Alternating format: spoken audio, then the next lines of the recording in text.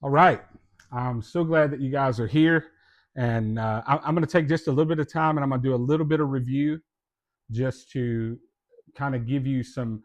I'm not going to go deep into it, but I just want to list out probably, I don't know, 15 or 20 things that we've learned over the last several weeks, just to put them in front of you. And then we're going to jump into some real practical things tonight, some frameworks. I'm excited about tonight because I'm going to give you some stuff that will that will compound on what we've already learned. But then I'm going to give you the first section of a framework that I use when working with leadership and coaching clients that is going to help you identify your self-awareness and like where you are. And so I'm going to give you that, and then I'm also going to give you um, what I would call a course on sales at the very end.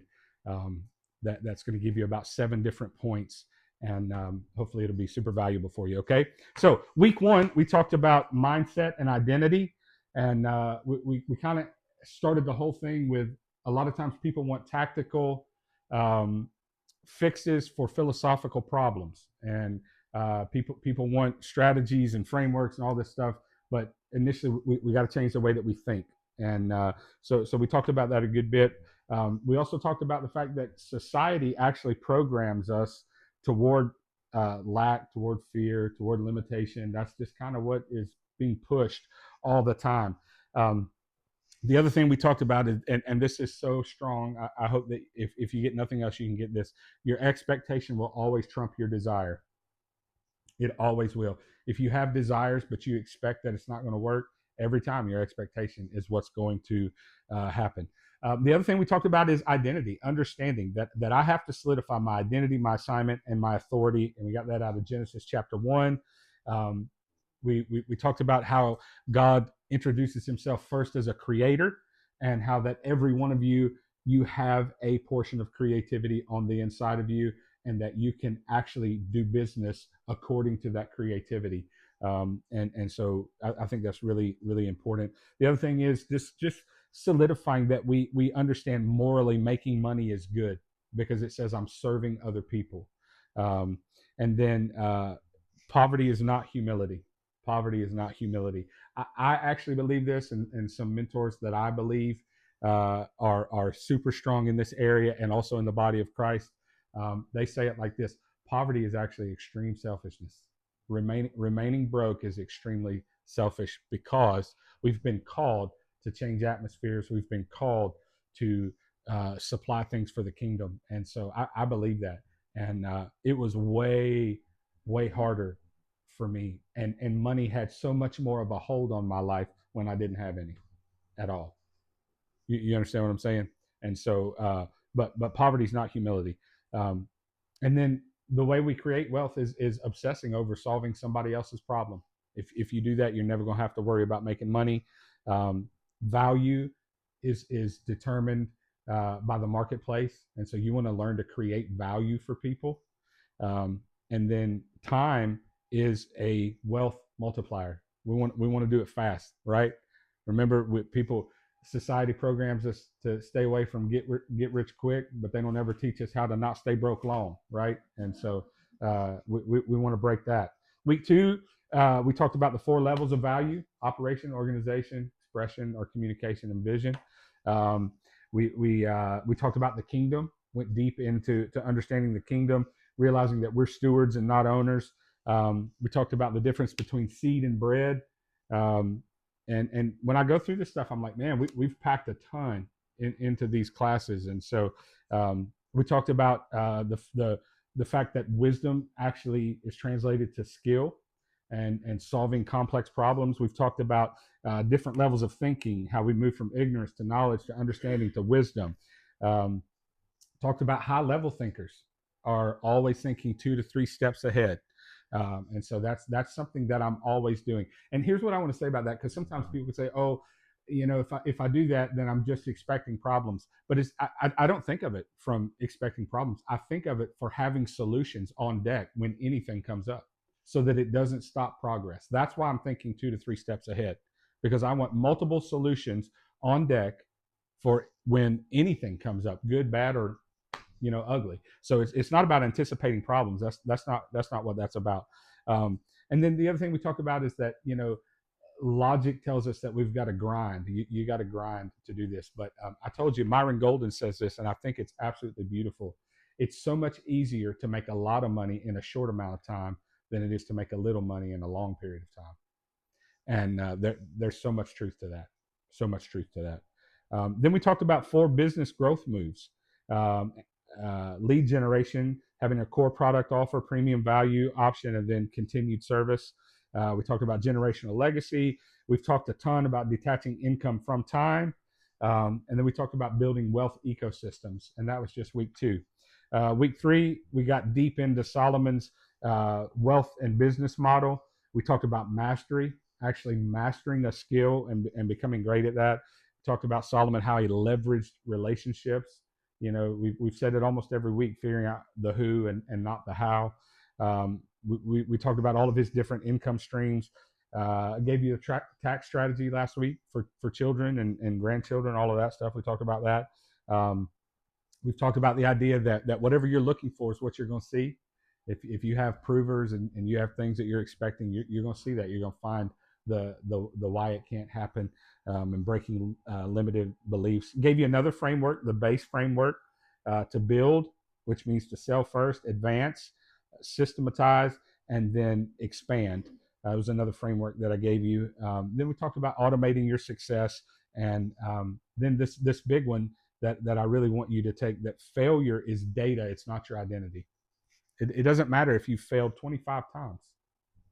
You get up and you do it again, because 26 could be the one that breaks everything. Okay, so what now? What do we do now? We've got a bunch of information. Going to get some more tonight. What do we do? Here's what I want to tell you. An intentional thought that does not become an intentional action is wasted opportunity. An intentional thought that does not become an intentional action is wasted opportunity. And most of the time, opportunity dies in the gap between knowing and doing.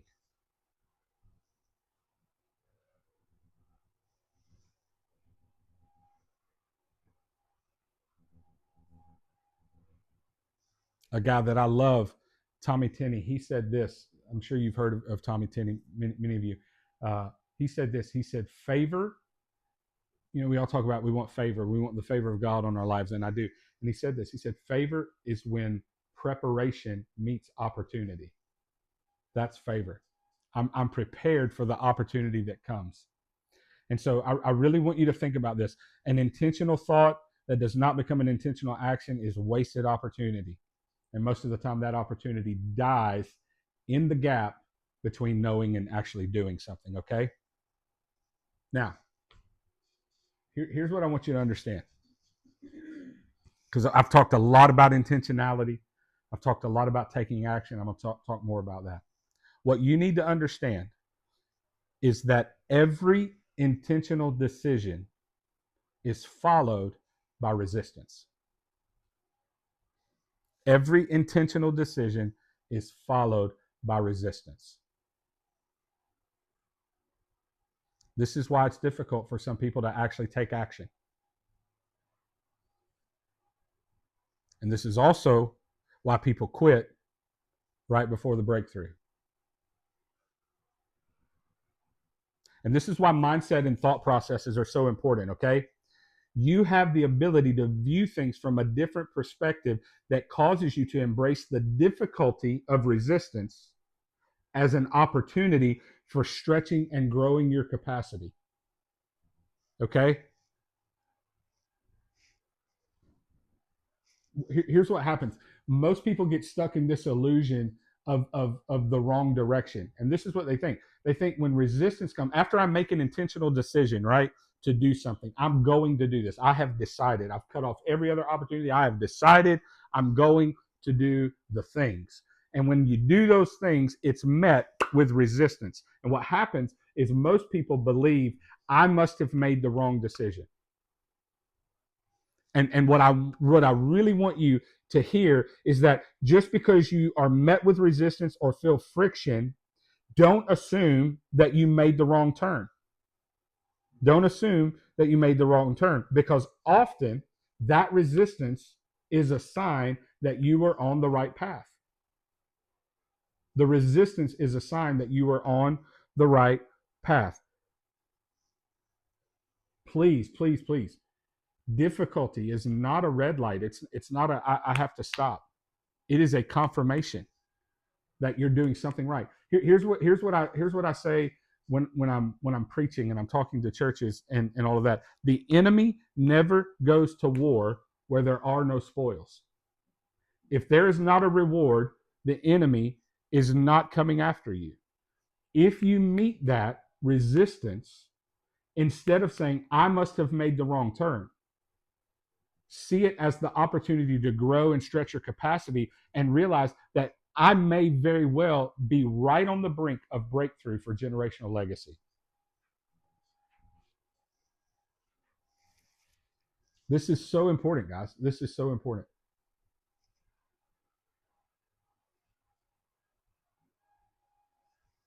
Because here's what is true.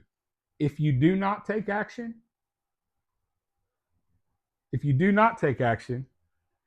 you're going to move into this is interesting. I'm gonna go nerd on you for a minute, but there's a thermodynamic law called entropy. Anybody know what that is? Have you ever heard of it? Entropy? No. Here's what entropy is. It's a universal law in thermodynamics. Entropy is the universal law guaranteeing that any system left unmanaged will naturally decay into disorder. So, in other words, if you leave anything to itself long enough, it will move toward disorder. What does that mean practically?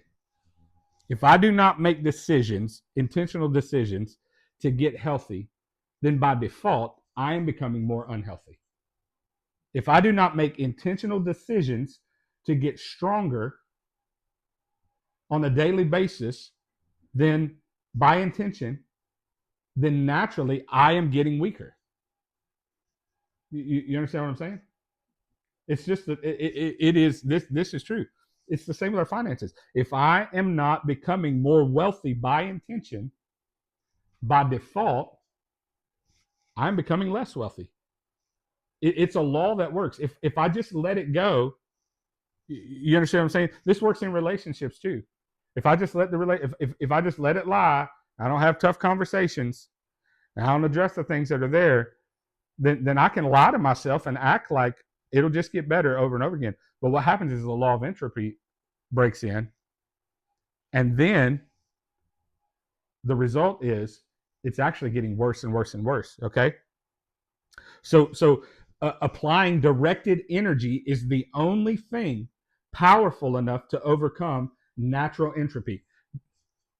Do you understand what I'm saying? I have to apply intentional energy.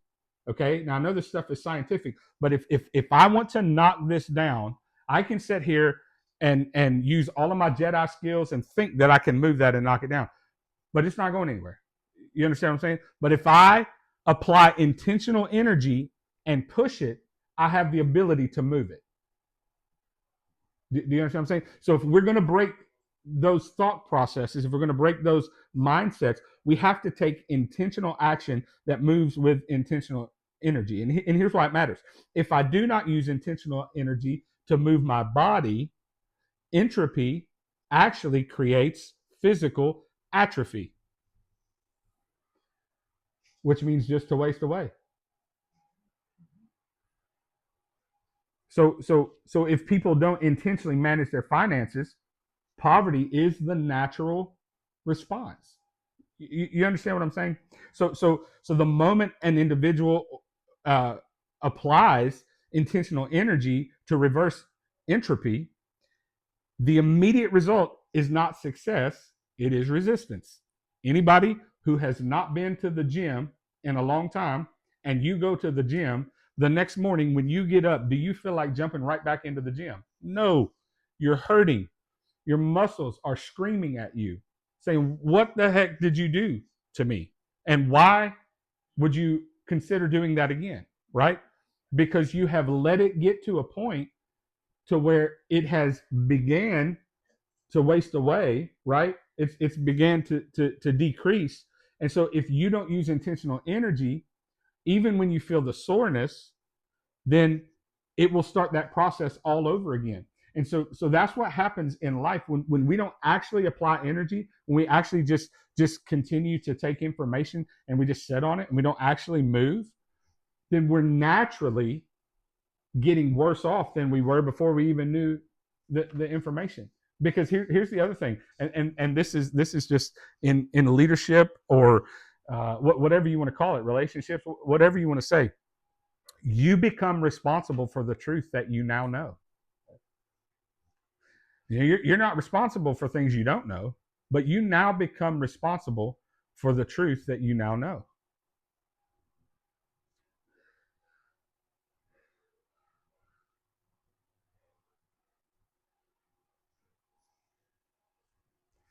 This is also why you can't save your way into wealth. Because if you leave your money in that bank, the entropy of inflation begins to hit that. And that's why I'm so bent on income producing assets. Find you something that is going to produce income with the money that you have. You can't just leave it in a savings account. Now, obviously, I'm not saying leave living expenses in there, have an emergency fund, do all the things. But if you have a significant amount of savings, it is irresponsible to, let me say this, if you want to produce wealth on a generational level, it's irresponsible to just leave that money there and think that I'm protecting. Most of the time that happens out of fear as well. I got to have all of that for a rainy day. Well, what happens if you turn all of that into about 10 times what it is? What's your rainy day look like? You kind of stop having them. You understand? You kind of stop having rainy days when it comes to finances. If your money is making money, that's creating a wealth ecosystem. So you can't save your way to wealth. Once again, the Vanderbilt family is a prime example. Go study the Vanderbilt family as opposed to the Rockefeller family. We talked about that a little bit earlier on. Does that make sense? Okay. So, having said that, here's what I want to say. Some things are just worth figuring out. Some things are just worth figuring out and moving toward with intentional energy. I love this environment. I really do. I love this environment. I love teaching these concepts because I know they can help you. However, we cannot, please listen to me, we cannot become addicted to education and still live our lives allergic to execution. We can't just continue to hoard knowledge and put seed in our pocket and it not produce something, okay? Action takers are money makers. Action takers are money makers. Take action. Every Tuesday, every single Tuesday on the Facebook group, Kingdom Business Leadership Collective, I'm putting things that you can do to increase wealth every Tuesday. Just little practical things. Because I understand we're all in different places, right? We're all in different places. You're in a different spot in your investing. You're in a different spot learning those things. But you can do something right now to start putting your income, your money toward an asset that will help you to build wealth. And it may be a system, it may be mentorship, whatever it is. It may be investing in yourself, through other education. But don't become so addicted to the education that you forget to actually move into the execution, right? And taking all the stuff that you can get, okay? And listen, this is another reason, seriously, this is another reason that intentional mentorship is so impactful. It just really is. Number one, you don't have to reinvent the wheel. Somebody's already done it. It's a cheat code. They can give it to you. They can tell you how to wholesale houses. They can tell you where you need to get your contracts and how to build the contract. They can bring a network of sellers and buyers with them. They can teach you how to get them and move beyond those things. I'm just using that one thing, right? In real estate, but in relationships, in communication. So you don't have to reinvent the wheel. It's just why it's really important. Number two, exposure will always lead to expansion. If you take action and you're exposed to new things, it'll always lead to you expanding in some way. It always will. And mentors who have done it at a high level, or at least a higher level than what you're doing it at, that's so beneficial. And here's the next one.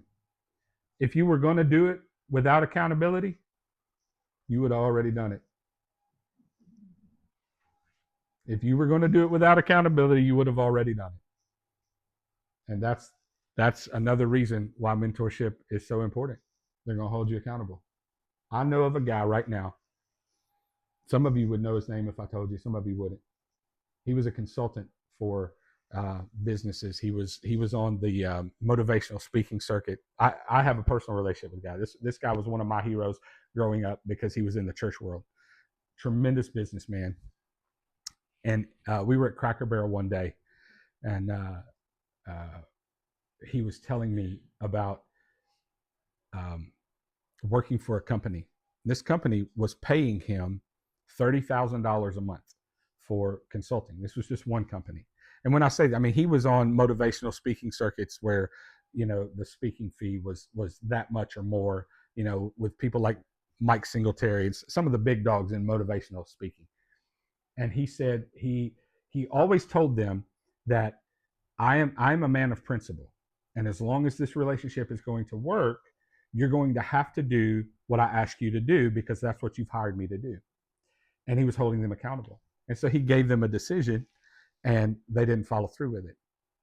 And I don't remember what it was. It was either having to let somebody go or it was making an adjustment in a process. I can't remember exactly what it was, but it was going to be somewhat of a difficult decision, but needed to happen for the betterment of the organization. And he wouldn't do it. They didn't do it. So he went in and he said, okay, today is my last day. I will no longer be consulting you. They said, what? Hold on. We're paying you $30,000 a month. He said, you're right, but I'm a man of principle. And I told you that if this was going to work, you're going to have to do it this way. And he held them accountable to that and walked away from $30,000 a month consulting fee, for one company because they wouldn't listen. That's what true mentorship does. Because when you allow somebody to hold you accountable in business, in finance, in relationships, whatever it may be, when you allow somebody to hold you accountable, what happens is you actually are empowered to do what they're asking you to do, and you want to move forward. But when you don't do it, that's when people get frustrated. They're like, oh, well, I tried this and I tried that. I'm so amazed with people who tell me, I love having, actually, I don't love, I'm lying. I don't love having conversations with people who know everything and have done everything and none of it ever worked for them. Do y'all know who I'm talking about? Oh, I've tried that. And if you break it down every single time, it's because they broke down a system or a process and did not do what they were told to do. You understand what I'm saying? So if you were going to do it, and I know tonight's a little different. I'm going to be kind of in your face a little bit about this stuff because I want you to take action on what you've learned. If you were going to do it without accountability, you would have already done it. And it's just the truth. So those are just a few ways where mentorship is helpful. Okay. All right. Let's jump into what I call a greatness deep dive. I talked to you a little bit week one about the difference between good to great. We talked about Jim Collins' book, Good to Great, phenomenal book. But I've actually built some things around this idea, and I'm gonna give you this framework that I think is helpful for you moving forward. Okay. So first thing I want to say this: greatness is not an accident. Greatness is not an accident. It is the result of intentional choices, disciplined actions, and the relentless pursuit of a vision. There are certain things in my business that I hate doing. But as long as I'm still having to do them to produce what needs to be done, I have to relentlessly pursue them. And I have to make a decision, not a choice. I have to make a decision to make sure that they happen every single time.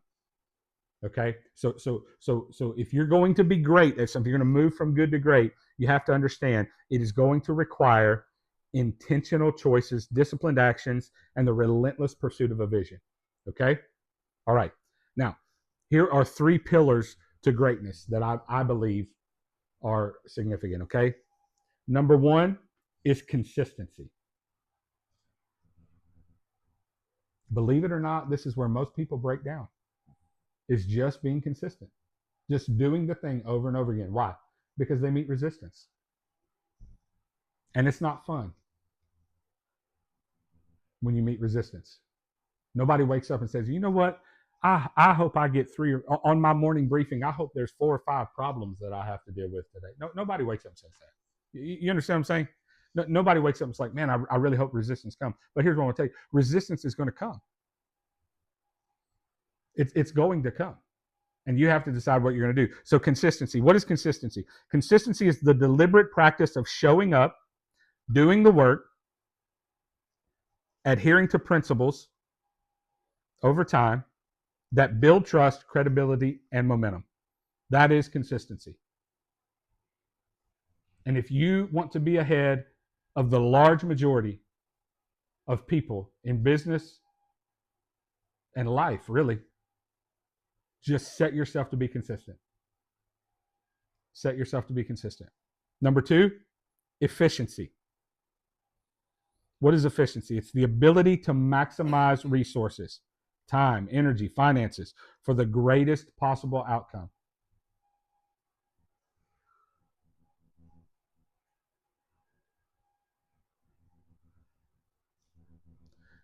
And number 3 is productivity. Productivity is the measure of output compared to input, ensuring that the work actually achieves meaningful results. So if you want to get on the path to greatness, to actually doing things at a high level, that's what I mean when I say greatness, doing things at a high level. You have to be consistent, efficient, and productive. What are the enemies of greatness? What's the enemy of consistency? Convenience. Convenience. Convenience prioritizes ease over effort, often sacrificing long-term success for short-term comfort.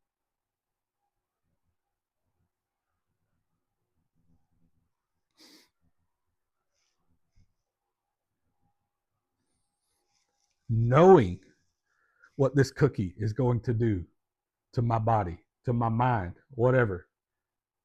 There are times in my life where I will prioritize the comfort of wanting that cookie, knowing it's not good for me, right? We do it. What happens is you cannot let convenience drive the car. You can't. If you let convenience drive the car, I don't care what it is. If it's your marriage, if it's parenting, if it's your relationship with the Lord, if it's your finances, if it's your health, all of those things. And listen, I am learning that the real hard way, specifically around my health and the way my body actually feels, because I have catered to convenience in that way, and it is biting me in the rear end and in the shoulder and in my Achilles and in my elbow and all these different places, right? So we cannot, that is the enemy of consistency, is convenience. And most of the time, I mean, seriously, if you would think about it, the reason you would not be consistent is because of convenience. It's an enemy to greatness. Okay. Number 2, and I'm going to use this word and then I'll explain it. The word is expedited. What I mean by that is expedited thinking values speed over process, rushing toward results without laying the groundwork. I just want to get it done. I'm going to do it as fast as I possibly can just so I can get it done. And here's the thing. And I guarantee you that you could go back and you could think in your life about times like this where you thought, I'm going to expedite the process because that will be the most efficient thing. And then you find out, no, now I've got to do it 2 or 3 times over. And so it was definitely not the most efficient process. It was just me trying to make it happen faster without doing it, the best way. Football coach I used to work with, he used to say it like this. He said, do it wrong, do it long. Do it right, do it light.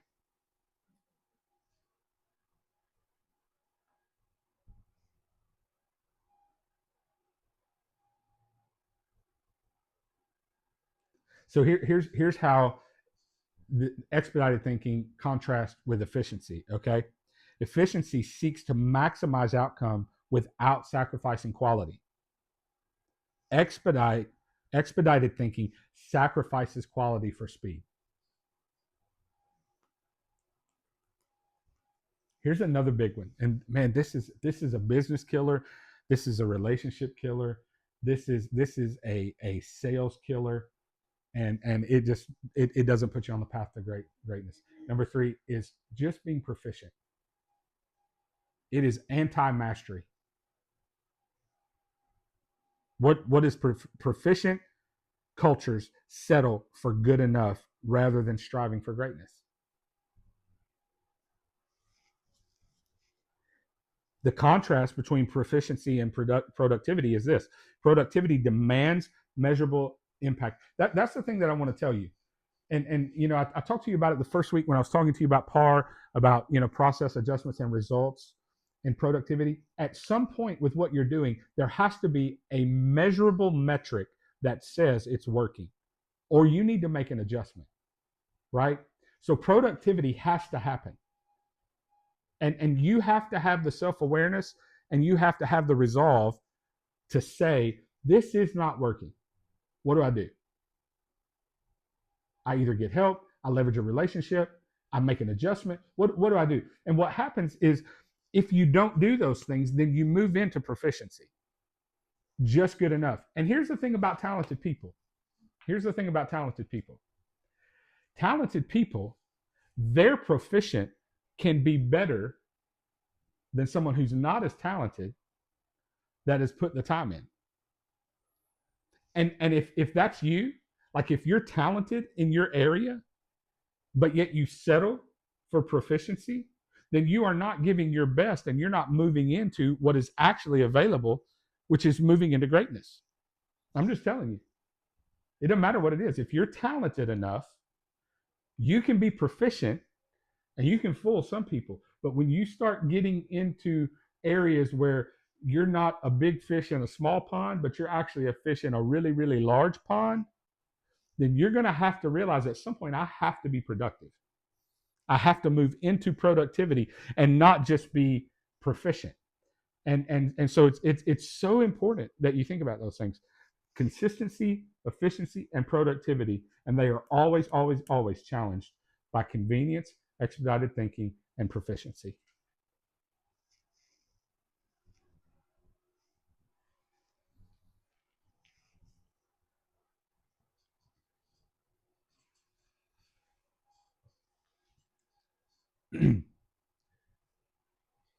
You good?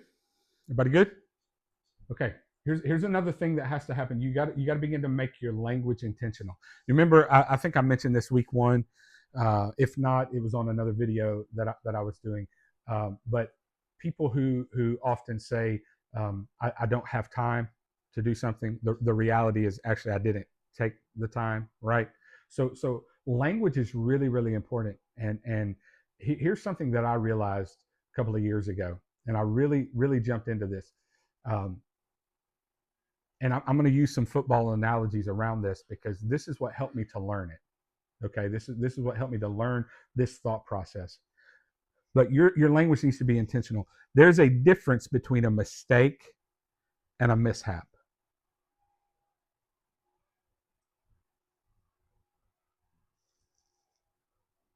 That's why I do not accept in my business just the thought, oh, I'm sorry, I made a mistake. I'm going to tell you why, because I'm going to give you the definition of both. All right? Here's what a mistake is: an action or decision based on incorrect judgment, misunderstanding, or a gap in information. Typically, it is avoidable and correctable. When you start living from that actual meaning of the word, oh, I made a mistake, just doesn't work anymore. And the majority of mistakes, now I'm going to tell you the difference, because there are mishaps that happen. And when it's an actual mishap, I'm totally cool. I'm totally cool. But when it's a mistake that is avoidable, So what's an example? A mistake that is avoidable. I stack the dishes so high that it's ridiculous that I try to walk with them, and then they fall. Now, did I drop the dishes on purpose? No. Did I want to drop the dishes? No. But was that absolutely avoidable? 100%. With a different approach and a different judgment of the situation, that was 100% avoidable to not do that. And what happens is in business and in life, and specifically with financial things, we act like, oh, I just made a mistake. No, a mistake typically is avoidable or correctable. Okay. Now, what's a mishap? A mishap is an unfortunate incident, often due to chance or accident. While sometimes caused by mistakes, mishaps are typically less within one's control. Now, what does that mean? That means in my line of work, I did everything right.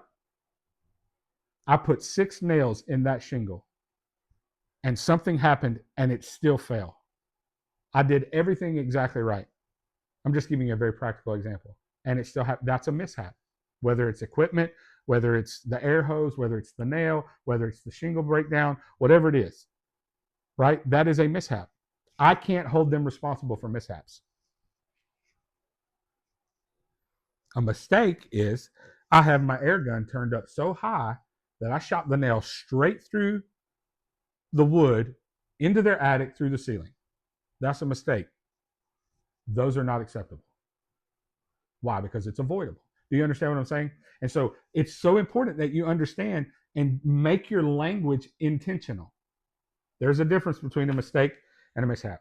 I used to tell my football players this all the time because they would do something. Oh, I'm sorry, coach. Don't be sorry. Be right. This is not the first time you've heard it talking to a player. You understand what I'm saying?